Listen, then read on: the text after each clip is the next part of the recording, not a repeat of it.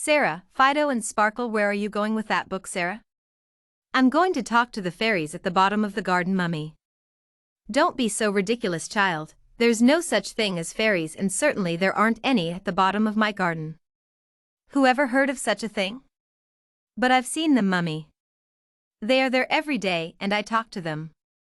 Yes, I've heard you talking and I don't like it. If I hear you talking to yourself again, I'm going to have to get you to the doctor and see what he's got to say about it. I'm just not having it. You're an intelligent child and intelligent children just don't talk to themselves. Do you hear me? Yes, Mummy, but nothing. I'm telling you, and that's final. You can sit under the tree and read your book, but no talking to yourself or anything else, especially fairies. They only exist in books. And if you're not careful, I'll take your books away from you, my girl. I've had just about as much as I can take. Now get down the garden and read quietly to yourself. Yes, Mummy. Sarah was almost in tears as she walked down the long winding garden path to her favorite tree. Sarah. Sarah.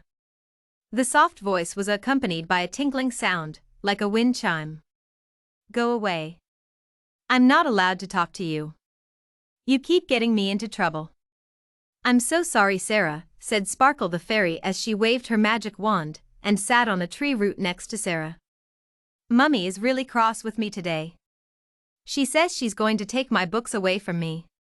She says she'll take me to see the doctor if I don't stop talking to you. I mean, talking to myself. You know I talk to you, don't you, Sparkle? You know I don't talk to myself at all, ever.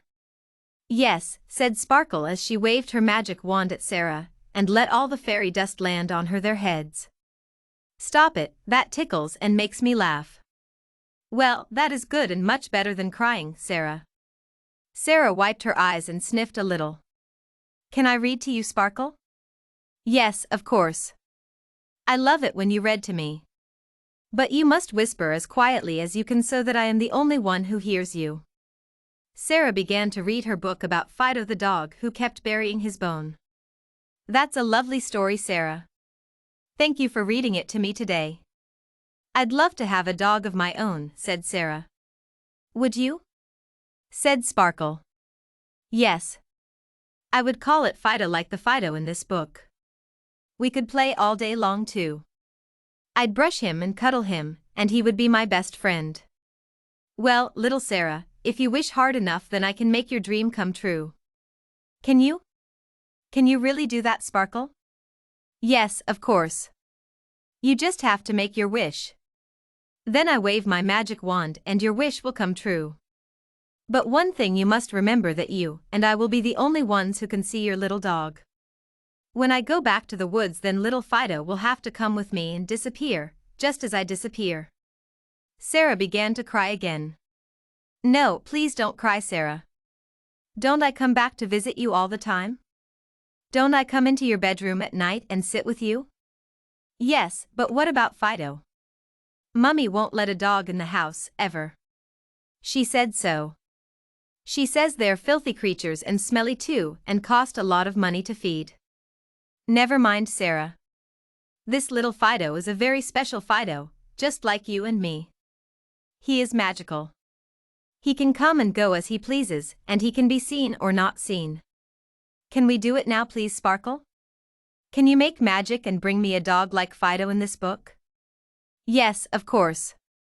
Sparkle waved her magic wand and filled the air with more fairy dust. Then out of a cloud of yellow smoke appeared a little black and white dog.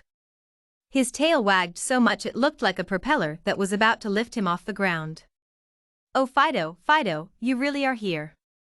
Fido jumped onto Sarah's lap and licked her face. Sarah began to laugh and cry all at the same time. Fido licked her tears dry and then sat on her lap and fell asleep. Thank you, Sparkle, that is the best gift of magic I have ever had. Isn't Fido lovely? He's all cuddly and warm. I love him to bits. Yes, he is a beautiful dog and very friendly too, said Sparkle. When he wakes up, we can go around the garden and play with him. But what if Mummy sees him and tells me off? Ah, but your mummy won't be able to see him. Can she see me? Can she see Sparkle? No, mummy has never seen you, and that is what is so frustrating. I try to tell mummy about you, but she just won't listen. Well, Sarah, when Fido wakes up and we run around the garden together, then you can pretend you are just playing by yourself or dancing around the garden pond. I don't think your mummy will mind that at all. No, I think mummy will be pleased to see me playing on my own for a change and not bothering her all the time. Shall we wake Fido up and have a game of chase or hide and seek? It will soon be time for me to go in for lunch, and you will have to go back to the woods and your friend Sparkle. Yes, let's wake Fido up and go and have some fun in your garden and around the pond. Sparkle waved her magic wand over Fido's head, and he yawned and stretched his chubby little paws. Sarah put him on the ground and ran over to the pond. Fido ran after her, and then put his paws on the side of the pond and looked down at the fish. "Who's this?" said a big orange fish. "It's my best friend Fido," said Sarah in the softest whisper she could manage.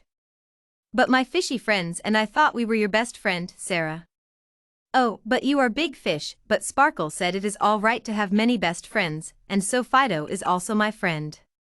"Ah well, if Sparkle says it is okay, then it is okay with me, Mr. Big Fish, and my best mates here in the pond. Have you got any food for us today, Sarah? We're a bit hungry." "I'll go and get some from mummy in a minute after I've played with Fido for a while." Sarah ran around and around the pond. The orange fish swam around and around the edge of the water and tried to keep up. Fido was about to take a short cut and jump over the pond when Sparkle put out her magic wand and stopped him in his tracks. "That was close," said Sarah. "If Fido had gone into that water, and if I have gone in after him, and got all wet and frightened the fish, then mummy would have been so cross, she would probably have grounded me and not given me any lunch or tea today."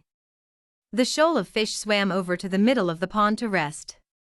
Sarah took hold of Fido and stroked him to calm him down. Sparkle sat on the edge of the pond surveying all that she could see. Sarah. Are you coming in for your lunch now? Bring your book because I think it's going to rain later, and we don't want it getting all wet." "Coming, mummy," said Sarah as she ran back to the tree for her book. "I'm sorry, but I've got to go now, Fido and Sparkle. It's been really lovely playing with you today, and I will be back tomorrow, and we can have another lovely game." Fido ran over to Sarah, jumped up her, and licked her face, and then disappeared along with Sparkle. "Just coming, mummy. Can I feed the fish before I sit down to lunch?" "Yes, of course. I had forgotten about them." Sarah took the small tin of fish food off the shelf by the back door and ran down the garden to the pond. "Here you are, Mr. Big Fish and your friends. You won't go hungry today." "Thank you, Sarah," said Mr. Big Fish. All the orange fish gathered by the edge of the pond and waggled their tails as Sarah waved them goodbye and ran indoors for her lunch. "Sit down, Sarah. I've been watching you playing in the garden, and I'm very pleased that you're back to your old self once more. I knew you were capable of playing on your own. Now here is your favorite lunch. Eat it up and then we can go into town and do some shopping." "Thank you, mummy. Can we go to the bookstore and buy another book?" "Of course, Sarah. Reading is good for you."